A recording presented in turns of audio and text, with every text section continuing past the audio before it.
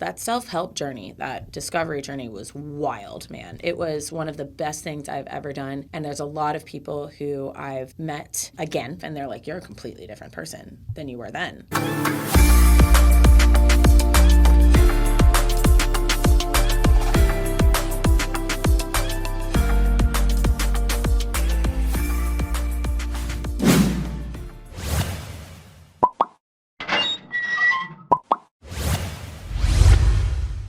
Welcome to Profession Session. I'm your host, Brody Vinson, and in this show, I talk to all kinds of professionals in all different areas, whether it be corporate stars, entrepreneurs, or business owners. Just talk a little bit about the things that have made them so successful so far. And today, my guest is Selena Danvers. Selena, thank you so much for being on. Happy to be here. Happy to have you. We have a lot of crossover in a lot of what we've done so far and a lot of things that we've talked about, so I'm excited to get into it. Likewise. So given that you have your hand in a lot of different projects, but you also have a really stable and even a job that is growing tremendously, what prompted you to now pursue an advanced degree? You're pursuing your MBA right now, so what kind of drove you to make that decision? It's a great question, and I like this as a segue into kind of talking about your background. Sure. So I decided to get my MBA because, well, it's something I've always kind of had in the back of my mind, I guess. It's something I always thought I might want, but I guess I just didn't feel ready enough to do it right out of undergrad. So for whatever reason, I didn't end up doing it right out of undergrad, but it was still always in the back of my mind. And so I guess just being involved in a company that I really want to build and grow, I wanted to fully immerse myself in the world of business and just learn the types of things that I might be able to bring to the company to grow it the right way and make it just a lasting presence. Right. So I just felt like that was one of the best ways I could possibly just fully immerse myself and get exposure to all these other great organizations and people that have succeeded in the business world, and I felt like I would be able to bring that to the company. And I get that you have just started the program, but have you already learned a lot of things that are... Oh, yeah. Oh, great. Yeah, I've been like over the top pleasantly surprised with it. Yeah. We should mention at this point, you have an MBA. Correct. So you got that, when did you graduate again? 2021. 2021. So you got your MBA, you finished last year, and you are in a position that you got in, you said because of that. Yes. We'll get into that. Yes. But I would like to start maybe with you deciding to get your MBA. I'll ask you the same question. Yeah. There was some thought process that led you to decide to want to do it. What was the process like for you personally of deciding that you wanted to get your MBA, and how did that look for you? So initially, it was not really something that I ever thought of. And I was about to graduate with my undergraduate degree from Florida State University in 2019. So about 2 months before graduation, my mom actually showed up to Tallahassee out of the blue. And my mom and I are very close, right? And so she just kind of pulled me aside, took me to lunch one day, and said, I really think that you need to get your MBA from Crummer at Rollins College. So specific. Right? Yeah. And I was like, whoa, let's put it in reverse. I really need to understand where you're coming from with this. And my mom kind of pled her case and, wasn't forceful about it, but let me think as to why I would want to, right? Because I'm the one going through the program. So I took those 2 months. I had a job straight out of college working for a municipality in Central Florida. And I was kind of excited about it, but also kind of like, it is what it is. It's a job. It has to do with my degree. And then I started thinking about, the future, right? And I started thinking about the benefits of an MBA. And I also started thinking about my experience as an undergrad, right? And I've come to the conclusion now that your undergraduate degree and experience really just teaches you how to be a person. Right? Yeah, we were talking about this a little bit. Yeah, it really teaches you how to pay your bills, show up to class on time, manage a social life, manage your own emotions, all away from home. And it's kind of the first time that you get thrown into just doing things on your own. Exactly. Not everyone has the same background, but for many people, they're kind of under their parents' roof before that, and then you might be in the same city, or you might go off to a new city, and you're kind of just doing things on your own. You're taking on a lot more responsibility. Exactly. And so although, I was IT and communication as my undergraduate degree and I had learned a bunch, but I felt as though I didn't have a great understanding of other aspects of business. And what my thought process became at that time was I don't want to be limited to anything. And I realized that having my MBA, it was going to teach me about finance. It was going to teach me about design. It was going to teach me about supply chain. It was going to teach me about everything. Like a holistic picture of the world of business. Exactly. Yeah. And I just never wanted to find myself in a position in my career where someone tells me no, you can't because you don't have X, Y, and Z. You wanted to be as qualified as you possibly could. Boom, baby. Exactly. And so since I had, family support already, I was in Tallahassee and Rollins College is in Central Florida. So I was like, I'll be close to home. I'll have a new sort of college experience, right, from a big public university to a small private institution. And Crummer's reputation also really precedes itself in the way that the program is run. And so it had a lot of draws. And when I went to orientation, or not orientation, but preview, to kind of see how the program runs, I was sold in a heartbeat. And so I ended up taking a little bit of a break, right? I didn't start in the fall. I started in the spring.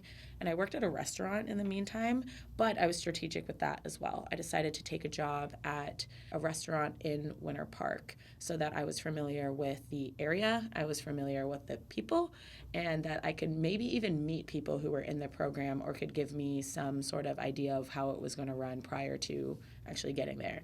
And It was difficult, right? Like working at a restaurant on Park Avenue, which is super busy, very affluent. I had a lot of learning experiences in that, right? But I had worked in retail. I had worked in, of course, for a municipality, so I had worked in politics. And then I had never worked in food and beverage. So now I'm kind of filling in a lot of those blanks when it comes to experience within those industries, right prior to getting my MBA. I've got a question. So the one thing that we talked about that we'll get deeper into, like as we go through this, is just the difficulty of figuring out what it is you want to do. Yes. Do you think that for you want to kind of just throw yourself into all these things so that you can get exposed to as much as possible and help that decision process a little bit? Oh, yeah. And the really beautiful and interesting thing about deciding to work at that restaurant in the meantime was that I met a lot of incredible people. I was a host, right? So I talked to people all day, every day. Yeah.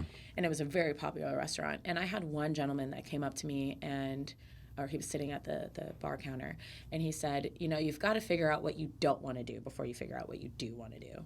Could not agree with that more. Right? Yeah. So that was like a blinding light to me where I was like, just jump into everything and figure out how you feel and then make a decision based off of that. But you can't logically think about something that you've never experienced before. Yeah, you can do the data or you can do the research. You can understand the data. You can analyze, whatever. But at the end of the day... Still just theoretical at that point. Boom. Yes, you need to be in that position to have a full understanding of how an industry works, how a job is, all of the things that come with it. So yeah, I would definitely say that I like to jump into everything and figure out what doesn't work. Very cool. So you kind of get into this MBA program, you get exposed to all this stuff. I would like to hear a little bit about, because we've talked about this before off air, but I think it would be a cool thing to talk about. What are some of those factors that led you to the Crummer program in specific? Because when you described it to me, I'm in my MBA program right now, and it sounded just very unique to a lot of the programs I've heard about, and I thought it was really cool. So the thing about Crummer is it's a very small school that's really built on connections, right? So many of the alumni come back. That's and cool. They also really hire Crummer alumni. So my initial draw was the relationship that Crummer had with executives at Universal Studios Orlando. Okay. Yes. How did you come to find that out and learn that? Because that seems like something that you would learn as you go through the program, but it's cool that you were able to figure that out before you got into it. Right. So their preview session, right, is where you show up and they kind of give you a tour of the school and an example of one of the classes, and then they do a panel and a luncheon where you talk to Crummer alumni and they tell you where they're at and what their experiences have been and whatever. And so I just happened to sit right next to a girl that had an internship with Universal and now works with Universal. And growing up in Central Florida, that was something that I always did, right? So I had family that would come in from out of town, and that was where they wanted to vacation, was at the parks. They would buy me passes for Christmas, and I grew up 20 minutes away from the central hub of Orlando. Yeah. And I would leave high school early on Wednesdays with my friends that also had passes and go spend the rest of the day at Universal or the rest of the day at Disney. Yeah. So it really became something that I knew I loved and I cared about. And that was kind of that connection for me, like, okay, well, if I'm going to pursue an MBA and I'm going to have the opportunity to work for a company like this, I'm going to go to this school that's going to help me do that, right? So that was one of the things. There was also a huge draw to the fact that I don't travel very much. And the Crummer program, Rollins is an international school. So they really they sent their cohorts abroad for a consulting project. So you not only were practicing all that you were learning, but you were implementing it in a country or with a business that may or may not have had individuals that have that experience or access to individuals that have that experience. So it's like an exchange of value there, right? So I thought that was super cool. And of course, it was kind of a costly school, but it's definitely worth it because you also, I don't think I mentioned this to you before, I can also take classes with Crummer for the rest of my life. Oh, really? Okay. Yeah. You could just decide to pick one up, like, Yep. in addition to the program? Yep. If they added some cool some cool class that interested you? Yes, exactly. That's very cool. Right. So you can audit a class and essentially end up taking something far into your career. Wow. That's neat. Yeah.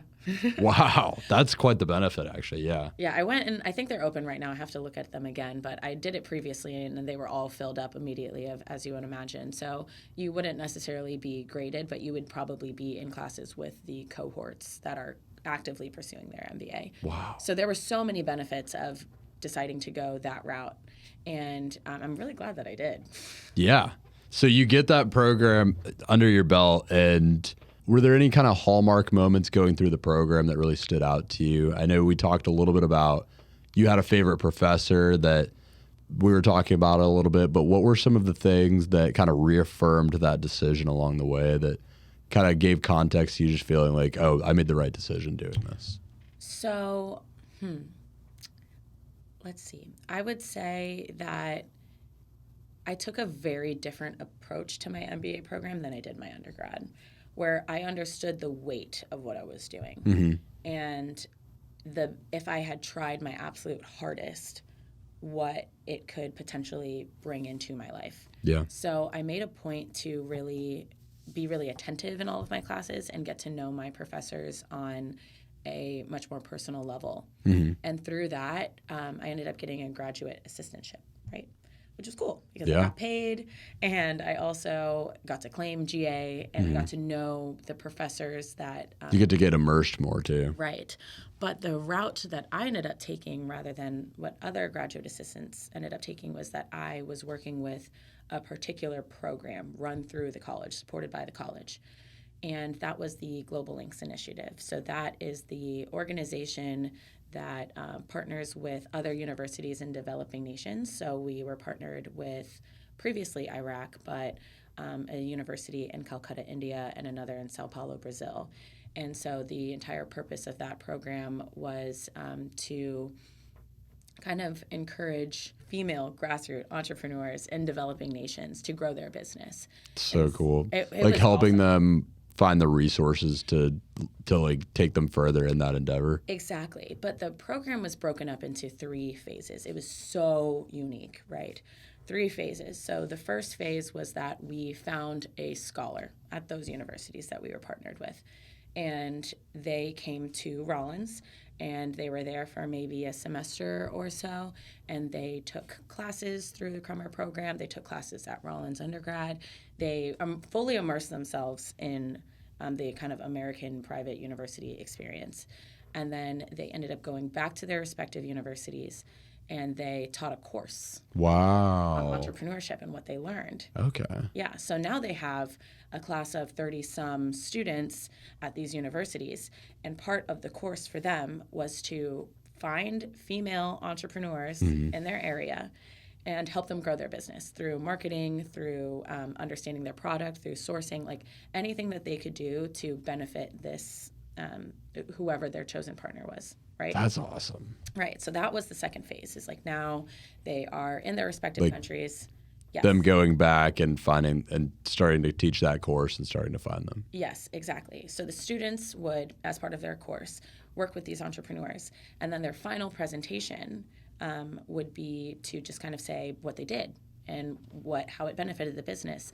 And those students would actually be chosen. I think there was maybe 7 or so of them. I could be totally lying. I have no idea. But a handful of the students were chosen as doing the best job. Essentially, everyone did a great job, but if Like the standout students. Students, and those standout students were sent to Rollins. Wow. And, okay. Yeah, and for maybe 1 or 2 weeks, they took courses at Rollins. They got to go to Universal. They got to live in Orlando, and they got to have that same experience that the professors had. That's awesome. And then it just went around and around in circles like that every single year. That's a great program. Yeah.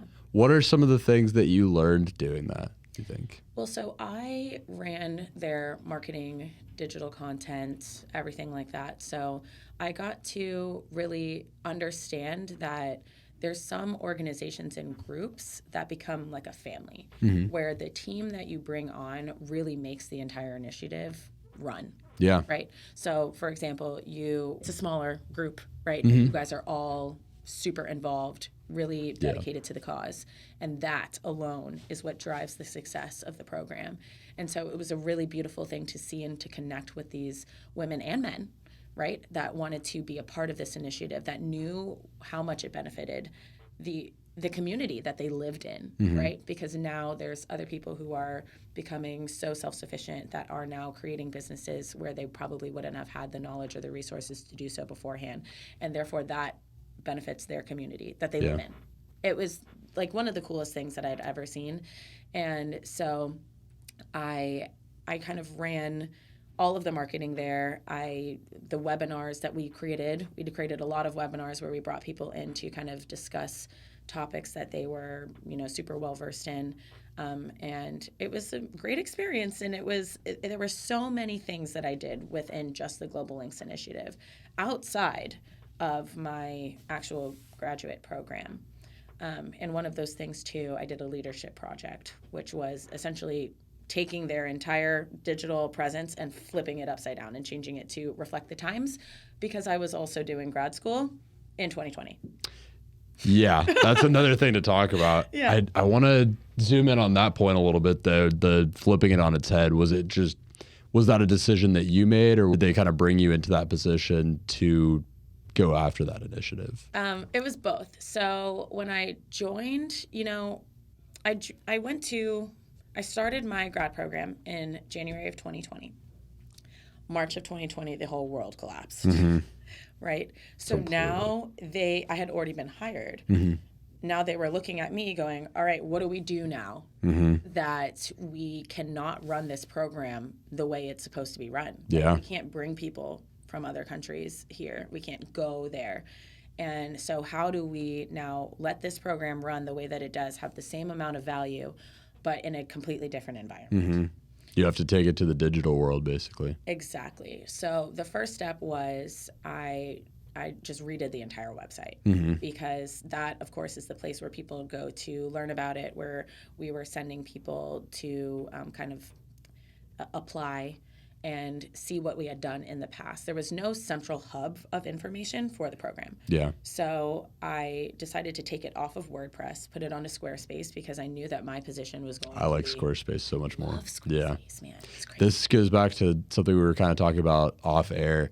In my opinion, there's more capabilities with WordPress, but Squarespace is just so much better for like the busy person that is running a website. I like it for a business owner for sure, because it's just so easy and so intuitive to use that you can make those quick changes without having to like research code to be able to do it. You can execute on things so quickly and keep up with like the changing needs of a website so much easier that way. Right. And every project that I did, I had to have a proposal on the project and why it made sense. Yeah. And and kind of explain the process of it and the steps that I was going to take to do those, and also hand them off to my supervisor so that she could know where I was at in the process and kind of evaluate each step, break down the project. So I had project management skills that came from that as well. Yeah. And they probably had an idea of how they wanted you to run it. And then all of a sudden they found themselves in a position where you're having to rewrite the way it's done. Oh, they just completely put it in my hands. Yeah. Completely. And thankfully I had... What an experience. It was cool. Yeah. It was great. And it kind of just led me into where I am right now. And we'll obviously get into that.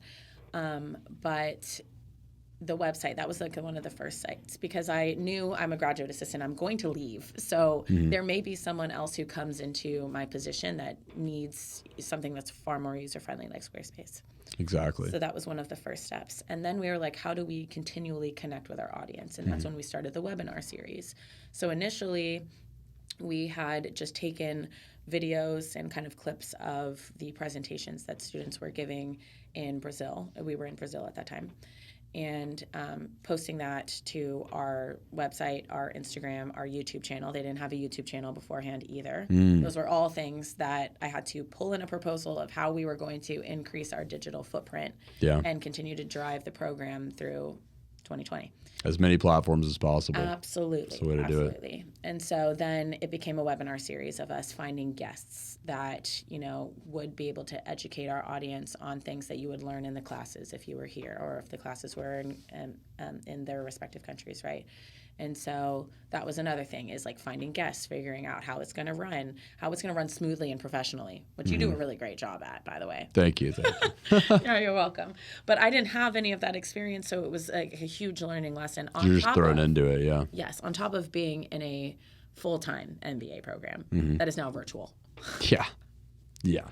So you're just getting thrown completely into the world of turning something into digital because not only are you going through your program that's in its first semesters of being digital, you know, for the first time, but you're also responsible for taking this new program into the digital realm. Yeah. What are any other like main takeaways that you got? You mentioned the webinar series and just like starting to put the program on some new platforms and really reevaluate the way that you were using those platforms. Any other things that stand out from that kind of experience that were things that you had to implement? Yeah, so I ended up turning that experience into a leadership project. And through the Crummer Leadership Centaur, right, getting a certificate for it.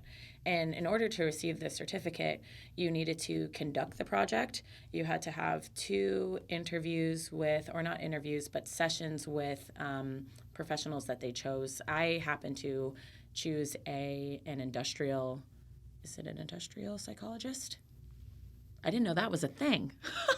I don't think I've heard of this either. An industrial psychologist is a psychologist of industries, companies, businesses. Okay. So they are studying employee satisfaction, the way that things work, the way that companies run from a different person. Yes. So I didn't know that I ended up choosing this individual, but I had to have 2 meetings with him. I had to do some community service.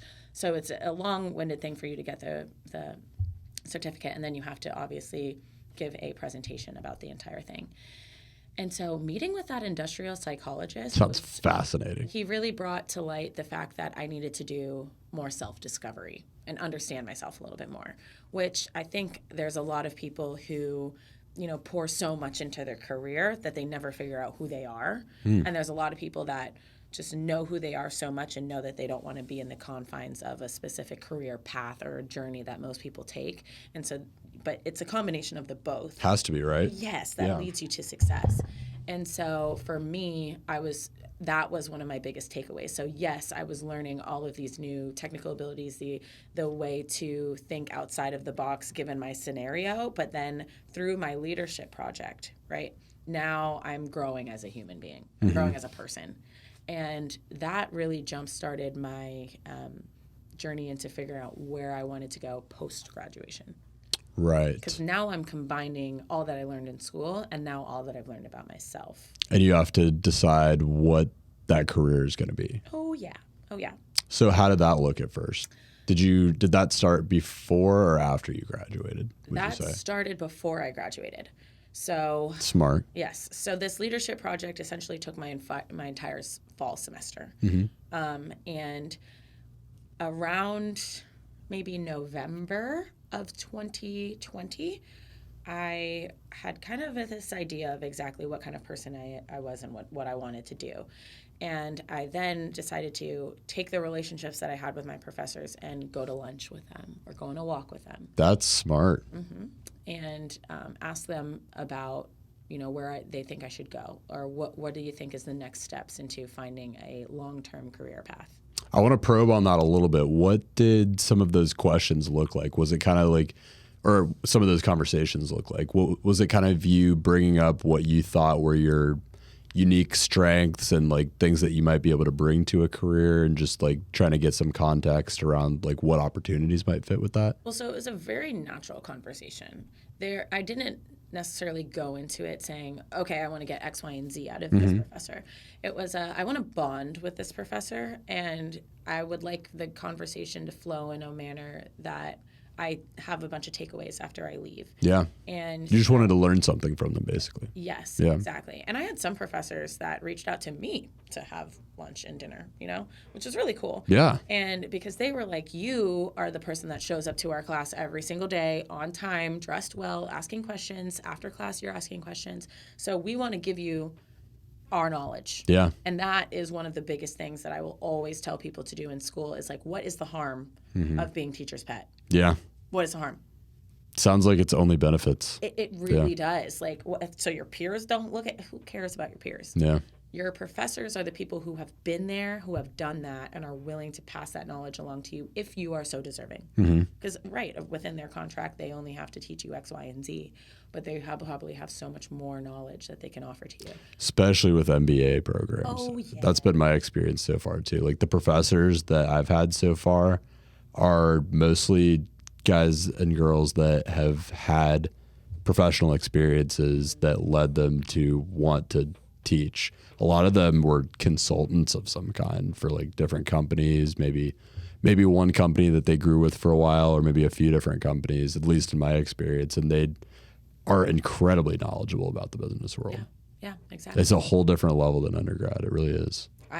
And you take so much more from it. So much It's more. a lot easier to be interested in and engaged in it too. I mean, I kind of just blindly went through undergrad and didn't really ever feel that challenging to me. I just kind of did what I needed to pass with good grades, and I never felt that engaged with it. With my MBA program, I feel engaged as soon as I go in. Right. Well, when you're in your undergrad, you're taking classes with like 300 plus people. It's true. Especially with a university as big as UCF. Oh, yeah. I had classes of 2,000 plus. What? Yeah.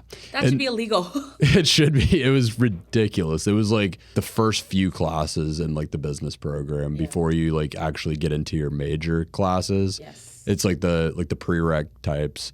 And there will be some where there's like 2,000 plus kids, and the classroom it seats like 200 to 250 or something like that. So you show up the first day and it's like standing room. People are like packing out the whole thing and like out the door and everything. Like not everyone can even get in. And then they actually record everything on like a Zoom, like a webinar kind of thing where you just watch it afterwards. So I did like that. I liked the flexibility of being able to like do my class whenever I wanted to. Yes. But if I'm being honest, I didn't watch most of them. I kind of just did the work. Right. And there's something that you get that's from actually going to your classes. As crazy as that sounds, that's just, it's like a next level kind of thing. I can agree with you because at the beginning of fall, right, now we have the ability to be hybrid. So you would have to, wear a mask and sit socially distanced from each other, but you could go into class now. And you could tell the students that were really driven and wanted to be there, they would go on campus. I was one of those people. Yeah. And there were a lot of kids that just kind of sat and did virtual without their camera on, and you really didn't know if they were paying attention or not, which was a kind of, I guess, a learning curve for Cromer as well, to kind of figure out how to re-engage students when they're not physically present. Yeah. I think they don't have that problem anymore, but that was also another really interesting thing, is watching this well-established institution figure out how to navigate There's so many questions that come with that. I mean, it's a really big thing. Yeah, I think they did a fairly good job, I don't think that anyone was prepared for the extent, how long we were going to be in that situation. But I think that they did a really good job. But I think at that point right now, it's on the students to understand the value of actually showing up and being engaged, regardless as to how it's being delivered to you. So like with anything, you're going to get what you put into it. What you put into it. And that is one of the big learnings that I had right before I started going through the job search, right? And you and I talked about this. It's the combination of fact and faith, right? Fact and faith. Yeah. Either I way, love this point. right? So 50% of your life is factual, what's happening. The other half is fate. And if you put 100% in of your 50, then fate's going to deliver what it needs to you. But if You put in 100% of the fact. You also referred to this as 50% things that you can control and 50% things that you can't control. Yes, exactly. And you have to be aware that if something didn't work out for you, there's probably a reason that it didn't work out for you. And you can't harp on the fact that everything is within your control, because then your life is just going to go in a completely downward spiral. If one day you wake up and the power isn't turning on in your apartment and it's entirely self-inflicted blame or inflicted on someone else rather than being, it is what it is, right? This is an important point, especially if you're a very type A kind of person. I identify with this a lot, and that leads to really wanting to be able to control everything, and that acceptance of the half of things that you cannot control is so important. Yeah. So around maybe December or so is when I started to do the job search. And I really started to look at that combination between fact and fate. And what I had known at this time was I can take information from my professors, I can take my experiences that I have, I can do the absolute most while I'm here, right? As I left, they called me Miss Crummer. Wait, have you not seen this? No. I literally have it tattooed. If you can't see it well enough, she literally has a lip tat that says Crummer. Yeah, I loved that experience. It really changed my life. That was my first tattoo ever. Yeah. Was this lip tat that said Crummer. That's a good way to dip your toes in. I don't think most of my professors know that I have this. That's funny. Right? But my peers definitely did, because I was like, if I'm going to go to this amazing school and meet these amazing people, I want to be all in. I want to give 100% of my 50. Yeah. And then that other 50 is going to pay off for me some way, somehow. And it did. Because I was able to really evaluate where I wanted to go. And so my question for you now is, when it comes to figuring out, like, finding a job, what was your criteria? That's a great question. A huge part of it for me, and this is what kind of led me into the entrepreneurial space, I think, is the flexibility. I really like creating my own schedule. And another thing is just the lack of or the opening up, not having much of a ceiling to it. I like not having a very low ceiling, because the work that I put in is going to be more directly rewarded that way, especially something where it's not very structured and I can just put in a lot of work and see myself grow and see my career grow fast. So that was a huge criteria for me. And so I just kind of realized to be able to have those things, I needed to be a business owner. And so my end goal has always been to be a business owner. And I didn't know whether that would be right out of college or whether I would have a period of time where I was working for someone else, and then that taught me how to be a business owner. But for me, it was kind of this combination of having a couple jobs in college, right out of college, and then, just naturally falling into being a business owner. Okay. So had you already known that, or was that something that I wanted to be a business owner? Yes. I have always known that. Yeah. I don't know. Nice. It's kind of wild. Yeah. Well, my dad was a business owner pretty much my whole life. So I got to see a lot of those benefits firsthand, just through like the type of flexibility that he had in his life. And of course there's other challenges that come with it, but just seeing the flexibility that he had and the amount that he was able to grow was always like a really cool thing for me to be able to look up to. And I just knew that I wanted those things out of my life. And so I knew that I wanted to be a business owner one day, and it happened for me probably quicker than I expected, and I'm really happy it did. 50% fate. Exactly. I love that point so much. So my question back to you is, so we haven't even mentioned what your position is now, but this is kind of your first position out of your MBA program. Yes. I would like for you to maybe start by talking about a little bit of that 50% fact that was your own experience as you were kind of preparing for this. And then we'll get into the 50% fate, which was you actually getting that job. Yes.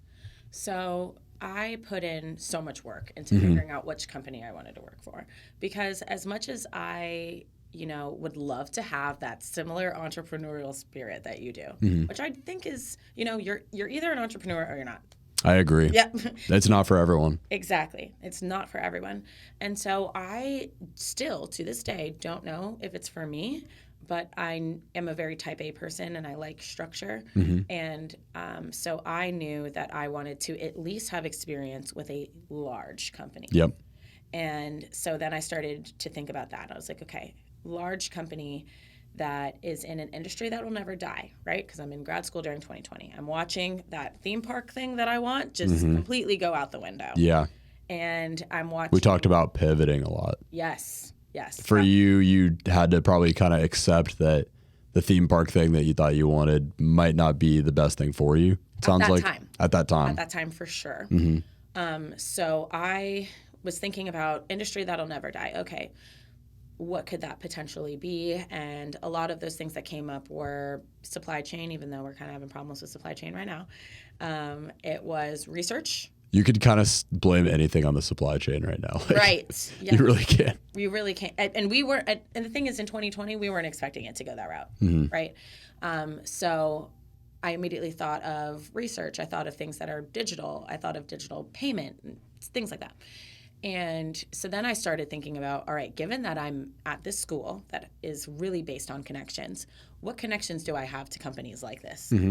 So I would talk to professors. I would talk to, kind of like the guidance counselors, the advisors, about who I could contact or what companies they may be that they can do the research for me. And so you would kind of come up with this list of criteria, so to speak, and did those conversations kind of revolve around just like bringing up the criteria that you had for a position you would want and then figuring out how to bridge that gap? Exactly. I said, I want to stay in Florida because I want to be close to my family. I just love Florida. Yeah, me too. Right? Yeah. I said that I want to be in a really stable industry. I want to be in a huge company that already has its processes, how things are done. Because I worked with such a small organization, and that's one of the things of entrepreneurial routes, but also working with smaller orgs, is that a lot of the work that you're doing really dictates the direction that it's going in. And I didn't want that pressure right out of the gate. It's a lot of pressure, I can tell you that. Yes, exactly. So I said, I would be okay with being virtual, but I want the option of being in an office, blah, blah, blah. I gave them all this criteria, and they laid out a list of companies for me, actually. And the one that stuck out the most was Gartner, which is where I'm at now. And then I was like, all right, so I've made up my mind about this. So let me just do some research on the company, right? Because not only will I be going through the process of them seeing as though if I'm a good fit, but I need to evaluate whether they're a good fit for me too. The culture, all the intangibles. Exactly. So I looked up their value proposition, I looked up how many people work at that company, where all their offices are, what they really do. And I kind of decided, I was like, yep, I think that's it. It was so easy at that point. Yep, that's it. It's going to align with what I want. There were so many organizations within Gartner that focus on people of color, women, the opportunity to give part of your paycheck to a charity every single month, and they do that for you. Oh, that's cool. There were so many benefits of this company that I was like, wow. Okay. That really resonated with you. Absolutely. And so then I was like, what's my next step? How do I get my foot through the door? You can take the easy route of just going on the website and applying and crossing your fingers and hoping that you get in. Or what I learned through this program is that connection with people is really important. So I went on to LinkedIn and I looked up Crummer and Gartner. And every person that popped up, I sent them a message saying, hey, I'm a fellow student at Crummer and I'd like to learn about your experience at Gartner. Do you have 5 minutes? Wow. I love this. Right? That's awesome. The amount, and sure, I shot blind sometimes, but most of the people responded back to me. And it wasn't like, oh, I want a job here. I just want to know what you do, if you like it, and things like that. And so I would engage in these conversations with people who had had a similar experience than me and kind of knew what my background was through my MBA program. And they were in completely different places, all of them. But through my conversations, they were able to bring to light a lot of the positions that just based off of the website and reading the description, I might not have had too well of an understanding. Yeah. Not everything is always going to be listed either. Like it could be something that's like just there in a company, a lot of things, I mean, I especially know this as a business owner, a lot of things are just like a conceptual thing. Like a need that you have in a business is a conceptual thing until you actually list it. If you can come in before it's even listed, those things like that have been, in my experience that I've heard about, have worked out the best for people because they come in and they help identify this need before a company even gets as far as to have to list it. And they come in and just solve that exact need. Yes. And that is exactly how I ended up in my specific position. So, that's what I kind of figured based on how you're going with it. Yes, That's cool. Yeah. So I ended up talking to these individuals, and based off of our conversations, they, would say, I actually really like you. Let me refer you. Which at a company like Gartner, referrals are important because they are a really people-first organization. They're hiring for people with background, yes, but they also are hiring people that are like sponges that are able to really grow and develop. I mean, even within the organization, my manager and I have conversations all the time about like, what's next for you? What do you want to do? Where do you want to end up? Like those are normal conversations within my organization, and they even talk about whether that's within the company or not. Right? Maybe if you're working in sales and you want to end up in conferences, they'll help you get there. Yeah. Right? So it was very aligned for me at that point. And so I went through, I got referred, I received the interview, and then I went through a 4-stage interview, which I was not prepared for. Yeah, that sounds intense. Yes, I went back to Cromer and I was like, maybe we should have interview prep for something like this, because the first one was with a recruiter. The second one was a case study.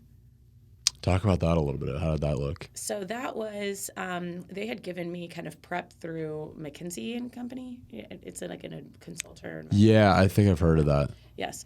And so they essentially gave me a business case. Okay. And I had to create an issue tree of all the questions that I would ask to find the answers to potentially resolve the problem. Essentially giving you a consulting gig. Yes. Yeah. Through an interview. Right? That's awesome. Right. So, I mean, they're basically giving you an example of the job you would be doing and saying, hey, do this so that we can see if you can do it or not. Exactly. Yeah. So they would tell me, hey, this person wants to enter, this car manufacturer wants to enter the electric vehicle market in Europe. What advice would you give them? Wow. Right. That's cool. So now I had to ask questions about, okay, well, what does your sourcing look like? Where are you based? How big is the market? What's the total value of it? Things like that. I had Shark Tank type questions. Yes. Yeah. And I had to actually physically write it down on a piece of paper so that I could get my thought process out, which is fine. And that was stage 2 of the interview. Stage 3 is now a presentation. On that particular... Nope. Something else? Yes. Wow. A presentation on yourself. Okay. As a person. Wow. What direction did you decide to take with that? I brought up my ikigai. Yes, you wanted to talk about this. Yes, which was one of the first things that I saw at Preview and that carried on throughout my MBA program was the idea of why. So Simon Sinek is kind of the first person that brought this out to the public, is the idea of being so driven or remembering your purpose in everything that you're doing, your why, your reason for being, your reason for achieving, your reason for whatever. And so I made my entire presentation based off of like my why I wanted to be at Gartner, why I pursued my MBA, and what I'm doing all of this for, which of course was like my mother and my family. Just because my parents were immigrants, they didn't really have too much, so they poured everything into me, and I'm not going to let that not go acknowledged. Yeah. Right? And well, I think you've done a great job of that. I want to highlight that for a second because we talked about this before. yeah. You mentioned that your parents were immigrants, and so not only are you a first generation graduate, but also a first generation. You went all the way to MBA, and that's not very common. It's very impressive. Thank you. So yeah, congrats on that. I mean, that's huge. Your parents must be very proud. They are very proud because I'm also like very funny. I think they were expecting me to lose my sense of humor and I didn't at all. Yeah. And so like I have a very great relationship with my parents. They're definitely proud, which that was all I wanted to do for the longest time. And that industrial engineer, that was one of the things he pointed out to me about outside of my work ethic. He's like, you do things for other people. You're not doing anything for yourself. Yeah. You are entirely doing this program for your mother, for your dad. Like, just so that you are not a disappointment. Yeah. And he's like, you can't maintain off of doing things for other people. You have to do something for yourself. But maybe you need to figure out who you are. Yeah. First. Yeah, because you mentioned that he really helped you kind of figure out who you were. So Yes. What did that change look like for you of doing it not just for your parents, but for yourself? How did that look for you? What were some of the questions you asked yourself maybe? Well, so I picked up the first thing I always do when I don't know what to do is pick up a book, Smart. right? Because there's tons of people have gone through this experience before, and many of them have written it down. Yeah. A book really is just a physical encapsulation of someone's experience on a particular thing. Yes, yes. So the first book I picked up was The Power of Now by Eckhart Tolle, which I've heard of that. I haven't read it though. that book is insane. Really? It is really crazy. It makes you think about the present, and that automatically relieves anxiety and depression come from thinking about the future and thinking about the past. Right? So a lot of the confines that make people not see the world in a particular way that it is or in a negative light is mostly because they're thinking about the future or they're thinking about the past. That's interesting. I've never heard this talked about in that way. Yeah. So The Power of Now is a book that really makes you think about those things. It helps you bring yourself into the present a little bit more. Yes. And it kind of explains why. And it's really in depth. There's no way that I'm going to be able to go over this entire thing. I would, even if you need to look up a YouTube video of it, there's plenty of them. Yeah. And then the second book that I picked up was How to Break the Habit of Being Yourself by Dr. Joe Dispenza. Quick question on the book thing in general. I think that's such a cool thing. That's a very smart approach, is picking up a book when you don't know what to do. How do you decide which book it's going to be? Ask people around. Just ask around and like kind of ask, maybe use a couple examples of like of what you're looking to get out of it, and just kind of let the recommendations lead from there. Yeah. So for Power of Now, I was at a party. I was at a party and I was talking to this girl. And she ended up bringing it up to me. Business and professional development can happen while you're partying. I think this is an important point that I believe in very strongly. It really is. Yeah. Well, here's an example. We were out drinking at Pup's Pub, and that's how we decided we wanted to do the podcast, because we were just drinking and hanging out in a group, and you started telling me a little bit about your background, what you did. Yes. I knew you for a while before that, but I never really knew much about what you did. Yeah. And from there, we were like, oh, this could be a really cool podcast. Well, and so that's the beauty of your 20s, right? You're learning so much about yourself. You're new in your career, and then you're still at the age where you are seeking connection with people.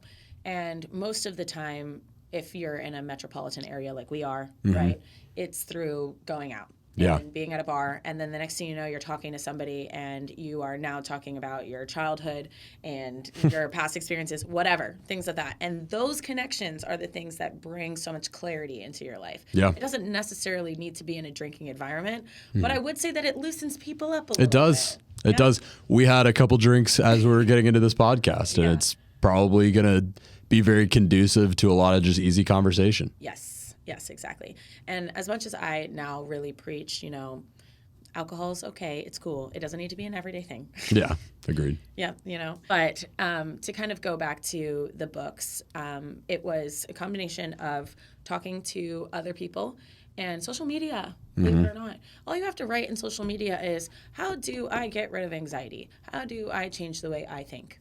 Boom. something is there for you. So yes, social media has its downfalls, but it also has it's the ability to achieve knowledge at the snap of your finger. It is. I think really the thing with social media is just more than ever, there's this very intense need for anyone who's partaking on social media to be a little more strategic and a little more intentional with it. That's my opinion, at least. Yeah. Because it's very easy for you to just find yourself in some kind of rabbit hole that could be negative for you, whether it's just wasting your time or exposing you to things that are negative or not the best thing for you personally. If you take a little bit of time to be strategic and intentional about your social media use, it can work wonders. Right. And sometimes a digital detox is extremely necessary. Completely agree. While I was doing my interviews and talking to individuals at Gartner, I didn't have any social media. I didn't have Instagram, Facebook. I didn't have YouTube on my phone. Nothing. Wow. So I didn't have social media at all. You didn't have social media the entire time you were in your program? Not no. I was in my program. Wait. You said for Gartner. Yes. So during your interview process. Yes. The job search. So from January 2021 up until May when I graduated, I didn't have social media. Do you know Mason Bollinger? No. He just did that same thing. He had no social media while right after he graduated while he was doing his job search. It is so good. I haven't gotten a chance to talk to him about how it went, but it sounds really smart. It is, because now I use social media differently. Yeah. Right? What do you mean by that? For example, if I find myself scrolling on TikTok for far too long, some of the things that I have set for the day are not getting done, I delete TikTok. Yeah. I just get rid of it. Because it's not serving you. It's not serving me. If I am on, for example, I have 2 Instagrams. So one of them is for people in my life that I know. I log out of that one all the time. And the other one is for music and things that I like and blah, blah, blah. It has nobody that I know on it. So if I am wanting to just kind of see what my favorite artists are posting or events or pages or something like that, I have an Instagram dedicated to that. But if I want to see the people that I know, I have an Instagram dedicated to that. And I think the combination of the two of them, sometimes you go on Instagram to see, did Brody post something about blah, blah, blah. Yeah. Right? And you end up seeing something you don't like. And then your whole day spirals. Yeah. Right? Right now, we're also at the phase where we're in our 20-somethings. People are getting married, engaged, having babies, blah, blah, blah. And it's hard not to do that comparison game. You know that those people are also comparing their lives to ours and being like, wow, they're out having fun all the time. And it's social media has the power to really just throw you right into the comparison game. Exactly. And sometimes you just need a break. And I think there's so many people that are not willing to get rid of it for fear of whatever. I cannot conceptualize what you could possibly be so afraid of that you can't get rid of an app on your phone. Probably just not keeping up, feeling like you're not keeping up. Right. It's a hard thing to detach yourself from. Right. And I absolutely understand that, because imagine I came back 5 months later and so many things had happened. And I had no idea. But great, that's something that I can talk to somebody about in person. Yeah. Or it's a conversation starter. And it seems like you survived. I'm fine. Yeah. I'm absolutely fine. Yeah. So that was a really cool thing that I had done. But I think in that self-discovery journey, I had to get rid of that comparison game. Right? Because how are you going to be able to evaluate yourself? Yeah, it can pull you away from focusing on yourself. And that sounds like a moment where you had decided you really, really needed to focus on yourself and finding yourself, deciding what you wanted for yourself. Yes. And so now we get from outside of fact, right? So I would tell people all the time, oh, I'm going to be working for Gartner. You got the job already? No. But I would just tell people, I'm going to be working for Gartner. You had decided. I had decided. So I had done all the work, but then I had decided that was what I was going to do. I was going to do my best every single time in every situation I had facing the company, because I had already done my evaluation process. Now they're evaluating me. So I would not say, oh, maybe, blah, blah, blah, 100%. Now we're into fate. So I get to phase 4 of my interview, and maybe it was a bad day. I don't know. I bombed it. Bombed. Maybe just the pressure of it being the last phase. Yes, that as well. And I got a call from their recruiter maybe a few days later, and she was like, how do you think you did on your last interview? I go, not very well. And she's like, yeah, well, you're right. It didn't go exactly the way that we had hoped it would, but because it was with the VP at the time too. So that was also another level. Wow. Of pressure. Yeah. Yeah, that's intense. Right? Yeah. And he was also a very rigid man, like not very personable. Right. So I definitely kind of bounced Just off. very intimidating, Yes. hard to get into like a good flow of conversation kind of thing. And I definitely bounce off of the energy of people around me. Yeah. So I wasn't receiving any. So I was really not doing so well. Would you consider yourself a pretty extroverted person? Yeah. Yeah, I think I would say so.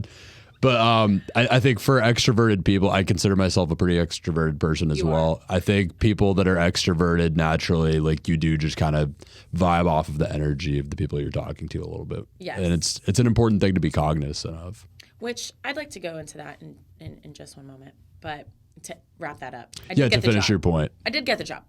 But the way that I got the job was interesting because the recruiter said, we like you. Mm-hmm. Maybe this specific position isn't where you need to be, but I've got 3 options for you. Very cool. Right. Okay. So she said the first option is that you, interview again for another position, or maybe that we just keep you in our pile of yeses until another position comes up, and then you would just apply to that. Or there's a team that's very niche that works in marketing, data analytics, digital content, very tiny, but they're doing great things for our organization.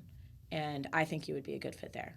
Yeah, because you had that experience with just that as being a pioneer in like digital content marketing. Yes, exactly. So sounds like a great fit. Right. So she's like, what do you think? And I go, I trust your judgment. Because you've been with me through this entire process. You've gotten to know me as a person. If you think that I'm going to be a good fit for this team, I trust you. And you know the programs better than you would have at that point. Or she knew the programs better at that point than you would have. Absolutely. Yeah. And that job, description-wise, when I look back at the website, was not what it actually is at all. Mm-hmm. So once again, everything comes from your relationships with other people and understanding and learning from them and their experiences and the knowledge that they have rather than what is written on a website.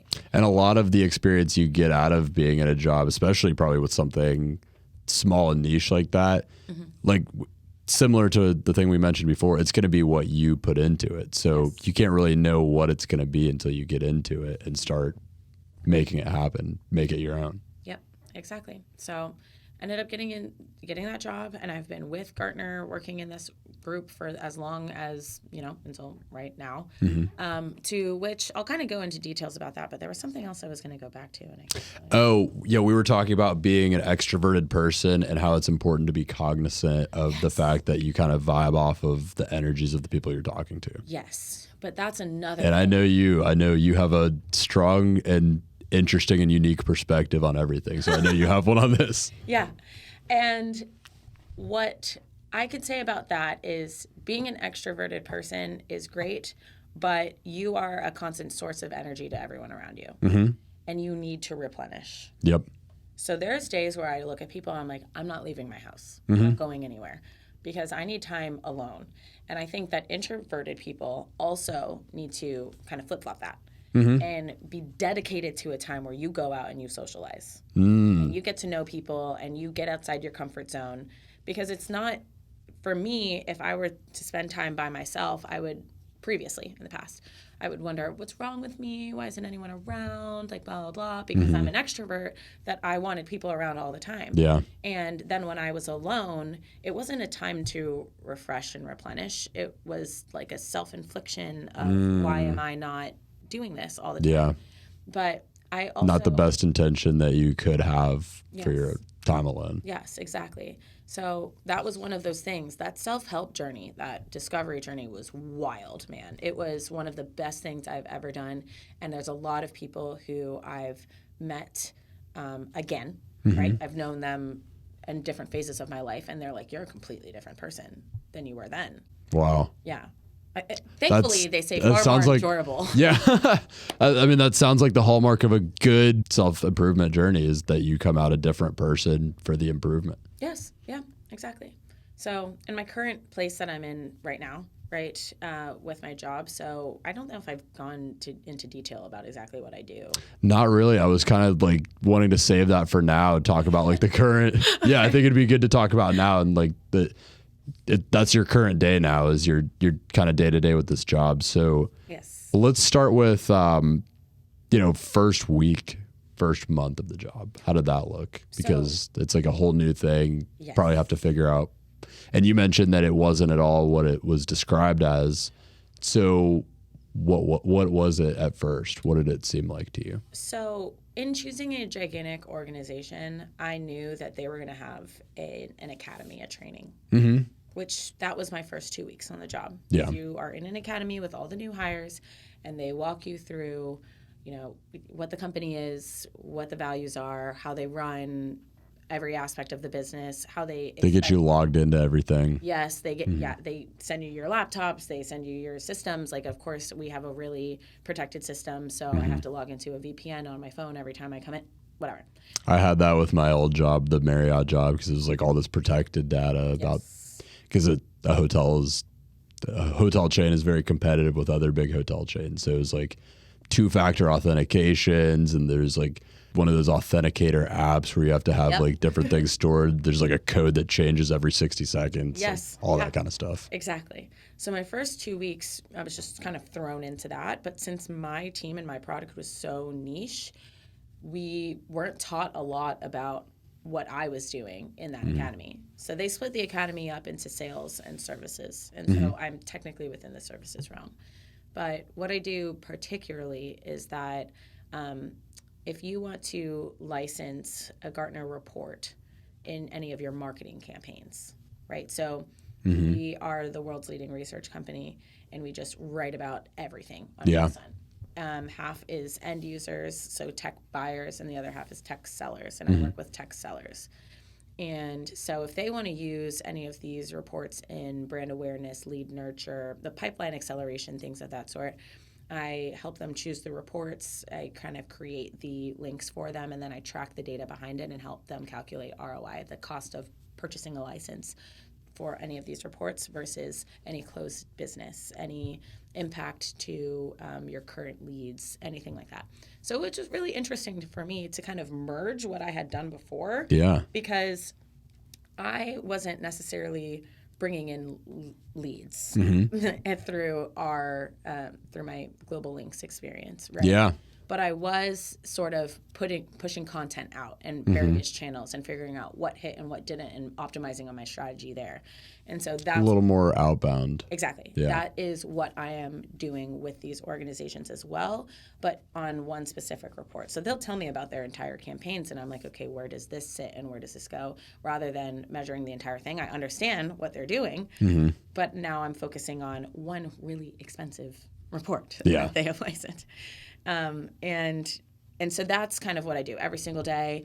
It's a conversation with 3+ clients for 20, 30 minutes where we go into the analytics of the performance, their campaigns, their objectives, seeing if licensing this is meeting their objectives, things of that sort. I'm essentially making sure that they are driving value every single day. And then on top of it, there are little niche things. So updates to our systems, team meetings, company-wide meetings, little things like that throughout the day. But I essentially own my own book of business. Yeah. So I schedule my own calls. I have my own sort of relationships with clients, right? There are some clients that are super personable, that I know so much about their personal lives, right? Their families, what they love, blah, blah, blah. And there are some people that it's purely transactional. Yeah. And that's fine. It's just your ability to adjust to the current situation. So I'm curious as to, like, with your jobs, all the ones that you've had before, right? You wear many hats. Yes. And so how do you prepare yourself in that situation to be the most professional in each one of those settings, given that they have a different need? That's a great question. I know it's a very heavy question. It is, yeah. Think about that for a second. I would say for me, it's about staying in your lane when you need to. And it's also about, I think a lot of it is just understanding your own limitations and where those are going to fall, accepting those and being willing to admit it when you need to, and also do something about it if you need to. So if you're wearing this hat, like you're going to need to do something about this task that needs to be done or this obstacle that needs to be overcome. You might not know how to do it at first, but you're going to have to figure it out. So just understanding and accepting that you might not know how to do a certain thing, but then going and figuring it out. So doing the research that it takes to figure out how to do this thing that might be a little bit outside of your experience, because naturally you're going to have things that you have more experience in. For me, I operate a lot in like the finances of the business, and then some of the marketing, because that's kind of my background. I majored in finance. I got a digital marketing certificate.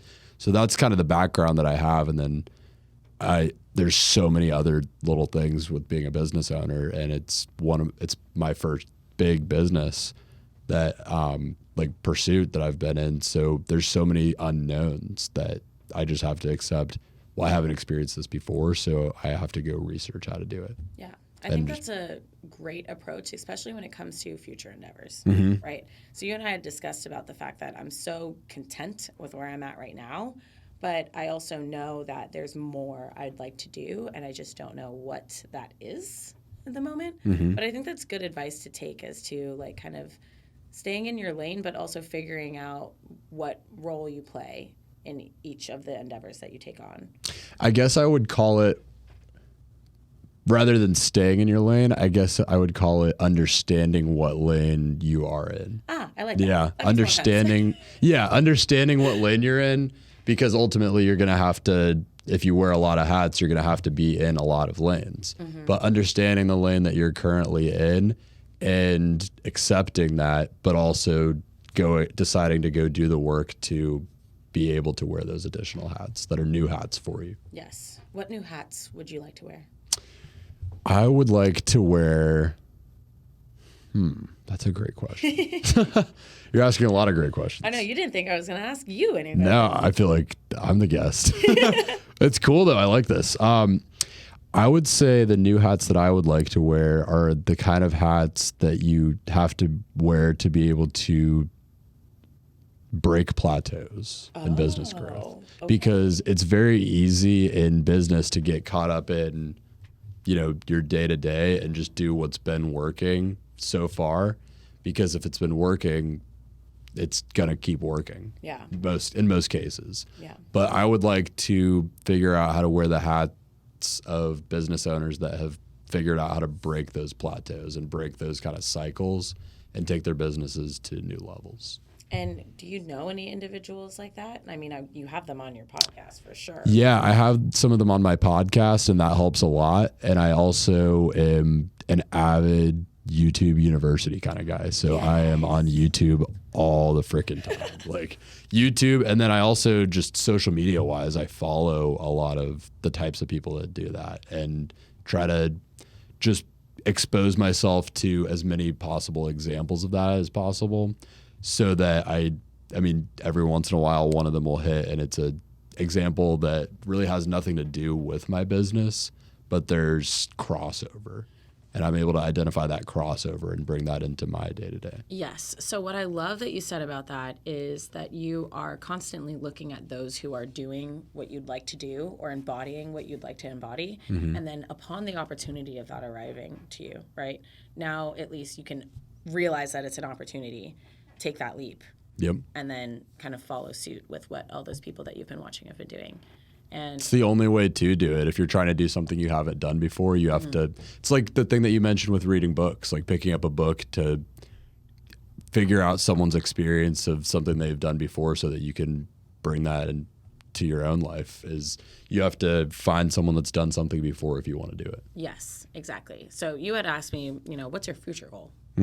Which I do like working in corporate, but I also know that I am somebody who, I really thrive off of meeting new people and kind of being in an environment and watching that grow and flourish, being a part of that. Like, yes, you can do that virtually.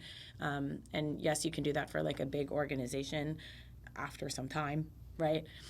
But now I've just kind of really poured into watching DJs and artist managements, and that's kind of like my hobby, and really watching what they're doing and understanding. There was one day, actually, I won't go into what I was doing when I fair enough. When I was Okay. It's up to you. Yeah. So in February, I took like a heroic dose of mushrooms. All right. That's where this went. And my intention was to kind of figure out what I wasn't seeing in my life and where I could see growth, right? What things that I could do that I wasn't taking the leap at. Yeah.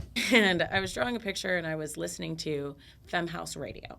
And Femhouse is a 501c3 organization that was started by... Nonprofit, right? Yes. Okay. One of my favorite female DJs, where she hosts classes and webinars and sessions to teach women and non-binary and members of LGBTQ community how to play music and how to become producers. Oh, cool. Okay. Yes. So I'm listening to this radio, and she, interviews a lot of female DJs and kind of asks them about their experience, whatever. And I just had this eureka moment where I was like, I can do that. Yeah. And so I booked a hotel, and I booked a session, and I drove to Atlanta, and I took an Ableton class with this said DJ.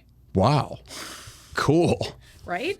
Because even though I'm very content in my job, I can only get better at it. I totally forgot about this. You DJ. Yeah. Yeah. I can't believe I didn't think to talk about that before and like make that a planned thing to talk about. But yeah.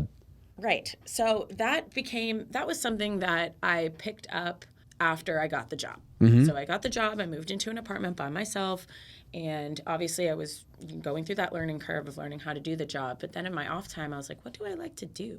Right? Yeah. Because I was really in recovery mode, like super extrovert, but I really wanted to spend a lot of time by myself. And instead of repeating the pattern of going into self-hatred, why am I alone, thinking about my anxieties, my insecurities, whatever, I was like, I'm just going to pick up a bunch of random hobbies and see what sticks. There you go. Give yourself something productive to do in the alone time. Yeah. Yep. So I learned how to cook. I started like painting and DIYing things. And then I bought a DDJ, like Easy Pioneer 2000, or not 2000, 200, like 2-channel board, just so I can kind of get creative and learn how to mix. And I obviously like to go to house and techno shows, and I really love the artists and what they're doing, and the direction that it's moving in as well. And so I just kind of wanted to learn. And then, I upgraded to a much bigger board. And now I use, instead of like an algorithm app, I use Rekordbox. And then I was able to learn how to use Ableton and how to make music on Ableton. And obviously that's something that you have to really pour into. And I don't think I've given myself enough time to do that. Also, living in an apartment doesn't help. Yeah. Yeah. It's probably hard to really like test out the sounds too much. Oh yeah, my neighbor does not really. Yeah. But once again, I was like, this is my passion, and I can argue with people all day about whatever. But at the end of the day, I will say, sorry to interrupt. Yeah. You say that, but now that I think about it, there's actually a DJ that lives on my floor that plays like all over downtown, and he even started playing shows on our rooftop sometimes. Yeah. It's really cool, I've actually. played a few times on my rooftop. Have you really? Yes, That's have. cool. And that's kind of where I have to go sometimes. But I just spent a lot of time. That self-discovery journey obviously helped me with my career, but then it also helped me with my self-confidence, and then it now is also helping me develop my passions. And your passions can easily turn into a career. Yeah. Yeah, they should. They should. They should. Right. Yeah. And so now I'm pushing that why, that ikigai, outside of, all right, using your MBA, and now into, all right, how do I get into music? Yeah. And how do I spend more time getting into music? So sometimes, like, I'll be out and I'll just be meeting people who do this for a living, who are in artist management, and just kind of probing them. Again, how'd you get there? What's it like? Those sort of things, and building connections that way. I think I just recently applied for a group that kind of runs events within Orlando. So maybe even that's a channel, right? And that goes back into our conversation of being so cognizant of what you want and the people who are doing it around you that you jump at an opportunity. Yeah. So as much as I really do love my career, I could end up pivoting and using, whatever background I have from my MBA or whatever background I have for my experience in corporate, but also my love for music and my understanding of music, and turning that into something much further down the career, further down the path. You mentioned earlier that you really felt like you needed a structure. And I think, I mean, from what you're talking about, that doesn't necessarily have to be a thing that you rely on for the rest of your career. It could be something that you use to help you build your own structure. Mm-hmm. I think if you do end up in a pursuit of music or like event management or whatever that ends up looking like, the structure that you were able to build with such a large organization will really come in handy for that. Yes. And the people I've met through this organization are amazing. And the experience. Yes, exactly. Yeah. So that at the end of my life, when I'm 80 years old and I'm talking about fact versus fate, I can also say I did this and this and this and this and this. And someone may not have to go through all those trials and tribulations because they're listening to 80-year-old Selena with dementia tell them about all of her experiences, right? And I think that's the beauty of connection and of like getting to know people is like vicariously living through their experiences as well.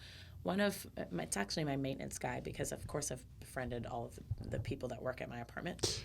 My maintenance people in my apartment are awesome too. Incredible. Because you work from home partially, right? Or all the time. Yeah. So working from home, you're kind of like walking around your apartment all the time because it just helps to get out of your apartment a little bit. Yes. And so, yeah, I see my maintenance people all the time, and they're all awesome. Oh, yeah. If I don't come down. The nicest people. If I don't come down and they don't see me downstairs within like 2 weeks, they'll come and knock on my door and be like, are you alive? Are you okay? Yeah. And one of the things that Ifran told me, which was beautiful, was if my pain and my experience can be a bridge for someone to walk over so they don't have to tread through all of that, it was worth it. I love that. Yeah, that's giving like actual words to what you were describing. Yes. Yeah. Exactly. That's like going back to the book thing too. You're getting someone else's experience through some medium, and connecting with people is another way to do that. Right. And you're supposed to learn from history. You're supposed to learn from other people, or you're going to do it again. Yeah. You're doomed to do it again. And I just think that there's so many people don't know about that. How important connection is with other individuals and how important love is. And my mushroom trip also showed me that too, which is a very unconventional method. But I've heard it can work. I just jumped right into it. Have I done it since then? No, I figured out all I needed to figure out, which was great because I was having conversations with my mom too, right after it. Like she knew I was doing it, so right after. My mom was like, you are coming to understand a lot of the things that I didn't know until I was like in my 40s. That's cool. Right? But places really like cool. this too, conversations that you and I are having. Yeah, I meant to say that this whole thing that we're talking about right now is a huge part of my kind of thesis behind doing the podcast is I'm constantly getting to talk to these cool people and learn from the experiences that they've had. And not only help improve myself through that, but also communicate that out to whoever wants to listen and watch and get that for themselves. Yeah. That's why I'm so passionate about podcasts. I mean, I was an avid listener and watcher of podcasts for almost a decade before I got into this. And it's just such a great medium for that. Yeah. Well, I have gotten to know you over the past 6, 7, 8, however long months it's been.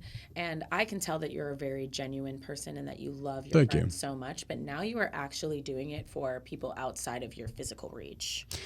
That's a really cool thing about social media too, is I have met people. I mean, here's a great example. One of my podcast guests literally became a guest because he saw a TikTok and a reel and just saw a profession session twice and ended up reaching out and became a guest and provided a lot of value on the show. He was a fantastic guest and I learned a ton from him. And I had people reach out telling me that they learned a ton from it.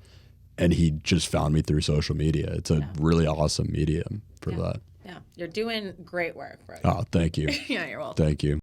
So, Selena, I have a couple of repeat questions I like to ask every guest. Okay. So the first one of those is, we kind of talked about this journey that you've been on in your career, and I think a big part of it at least started with you getting into your MBA program. Yes. So my question for you is, having the experience and the wisdom that you've gained through your experience going through the MBA program and everything since, if you could go back in time and talk to a younger Selena as she was first kind of getting into that program and what would become her career, just having that experience, what are a couple things that you would do differently or tell her to do differently? I wouldn't tell her to do anything differently. Hell yeah. I would probably look at her and say, don't resist what is to come. Okay. I like that. Yeah. What does that mean to you? So I think that it goes back into our conversation of people thinking that they have full control over their life and what's going to happen to them, when in reality you don't. Mm-hmm. And at that phase in my life, I really thought I had full hands on the reins. You hadn't really picked out the 50% fate part yet. No, not at all. And so if anything, I mean, gosh, when COVID happened, I was end of the world. I can't travel. I can't blah, blah, blah. When maybe that wasn't what was meant for me. Maybe I was meant to have a completely different kind of experience. Maybe I was meant to be one of those people who was part of the program when they were figuring out how they're going to update things. And my perspective could have brought something that changed the way that school operates, or the way that my peers even viewed the situation that they were in, right? So I wouldn't tell her to change anything. I would just say, don't resist, and let it be what it is. That's awesome. That's awesome. Then the other question that I have for you is, the show is called Profession Session. What does it mean to you personally to be a professional? Being a professional means that you need to know who you are, where you are, and why you're there. Ooh, yeah. Because you mentioned a few times in this interview is your why, knowing your why and being able to rely on that. Absolutely, because it's not an easy world to navigate, and those three factors are the thing that keeps you there and keeps you driven, and it benefits your organization, it benefits you, it benefits everything if you are able to identify who you are, why you're there, and where you're at. Those are your highest values, really, essentially. Absolutely. Yeah. And I mean, you made a great point. There's so many things to navigate in the world. Especially with social media and everything nowadays, there are so many options. You could easily get paralysis by analysis trying to figure out what you want to do. I like that. And yeah, I love that term. I mentioned before, I'm big on alliteration, so anything like that. It makes things easy. Yeah. So I think it's very easy to get that with just how many options there are out there. And if you can fall back on those highest order values, those can help guide you and just take you to where you need to go. Absolutely. And it's so much easier to find projects and endeavors with those who share similar values that you do. Absolutely. And if you can identify those, you can more readily talk about them and figure that out. Absolutely. Look at us. That's awesome. Well, Selena, anything else that you would want to bring up and give to the listeners and the watchers? The listeners, I would say, keep listening to this podcast, because Brody is doing the work to benefit your life and lead you to a path of self-discovery and growth as a professional, but also as a person. So kudos to you, but also keep listening. Thank you. Appreciate that. Yeah, you're welcome. Well, I will put links to everything on how to find Selena in the show notes if you're listening on audio, or the description if you're watching on YouTube. This has been Profession Session. I'm your host, Brody Vinson. My guest has been Selena Danvers. And thank you so much for listening or watching. Signing off. Thanks so much for tuning into Profession Session. I'm your host, Brody Vinson. Stay tuned for new episodes every week and short clips of deep dives into specific topics that I put out on different social media channels. We could be found on YouTube, Instagram, LinkedIn, Facebook, TikTok, all major podcast platforms. You can find my guest in the details of this video or podcast. And if you happen to know a young standout business owner, professional, or entrepreneur that you would think would be a good fit for Profession Session, DM me or get in contact with me anywhere and just let me know, and they could be the next to tell their story here. Until next time, again, this has been Profession Session. Stay focused, stay hustling, and stay networking.